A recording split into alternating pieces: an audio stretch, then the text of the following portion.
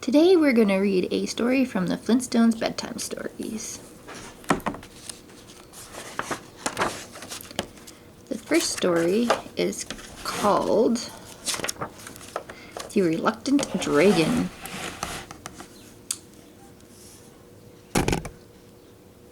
Once upon a time there was a small village tucked away among the rolling green hills of old England, and like most little villages, it was, for the most part, a peaceful and quiet place. Not very much of anything ever happened to cause a stir of outrage, delight, or just plain curiosity. That is, until the dragon came.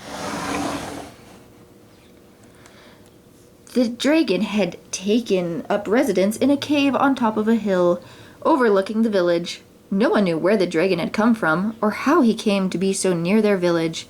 The fact that he was a dragon, and knowing full well what dragons like to do best, sent a shudder of fear through every villager. They imagined dragon swooping down from his perch on the hill, burning their crops, destroying their homes. Something would have to be done, and done quickly, before the beast could do his worst.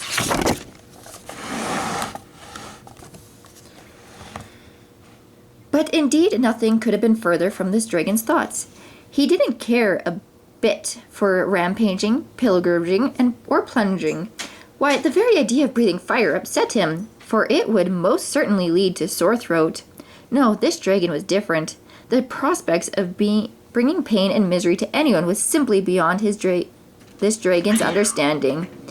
He'd much rather smell the sweet spring flowers, enjoy the soothing sunset, or best of all, write poetry. This dragon adored poetry, and spent most of his time reading and writing it. And to tell the truth, his poems weren't that bad. But to the villagers down below,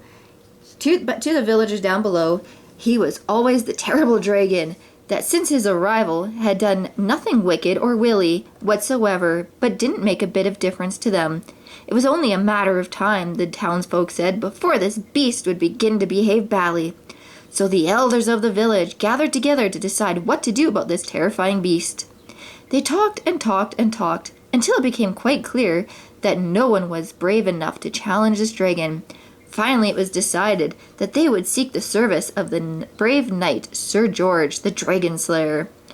This dragon enjoyed the delightful day, and reading a bit of verse, spied Sir George in the distance.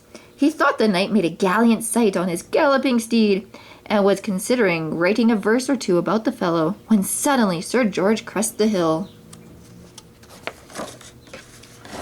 "Ho there, dragon!" called Sir George. "Well, ho there to you," replied the dragon. Sir George cleared his throat. "Dragon, I have come on behalf of—" "Now listen here," interrupted the dragon. "Don't hit me, throw stones, squirt water, or do anything of the kind. I won't have it, I tell you, I won't." "Hold it! Hold it! You are a dragon, are you not?" Sir George cried. "I most certainly am," replied the dragon. "Well then, you know why I'm here, so don't give me any trouble," said Sir George. "If you mean to fight me, fellow, well, you can just forget it," said the dragon. "True, I'm a dragon, but I'm also a gentleman, and I don't care a bit for roughhousing, so good day, sir." Sir George was very surprised and confused. He had never met a dragon quite like this one. "But what if I make you fight?" demanded the knight.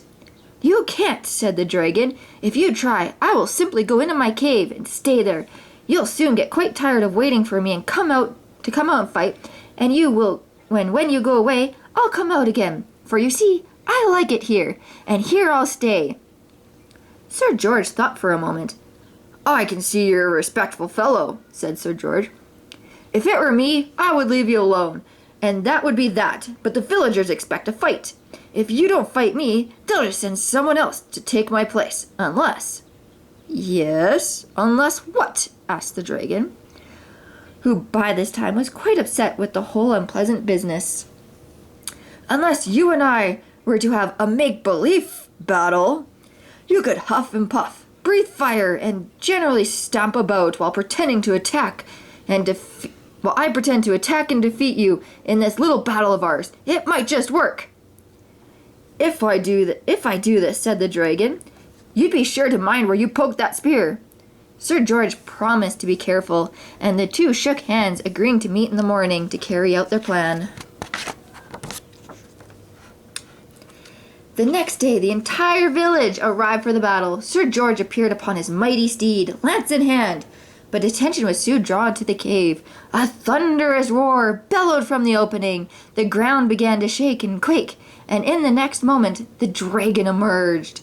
He stamped about in a frightful rage as fireballs shot from his mouth, and the thick smoke blew from his flaring nostrils. He was a terrible sight to behold. Boy, thought Sir George, I hope this dragon remembers our plan. The two mighty warriors fought throughout the misty morning. However, neither the dragon nor Sir George were really hurt.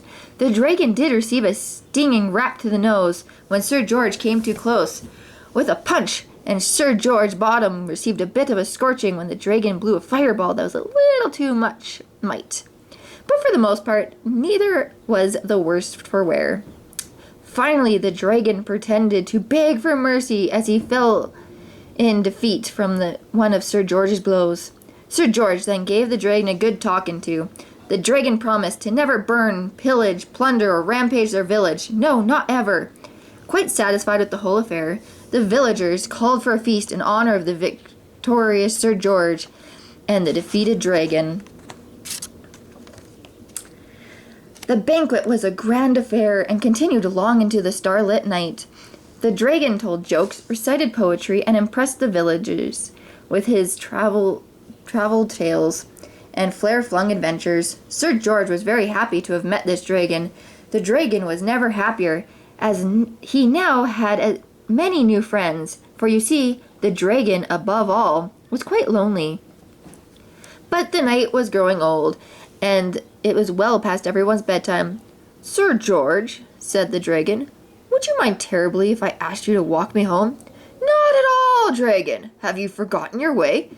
No, not quite, whispered the dragon. Now, I wouldn't want this to get around, but I'm frightfully afraid of the dark. You understand, my friend, don't you?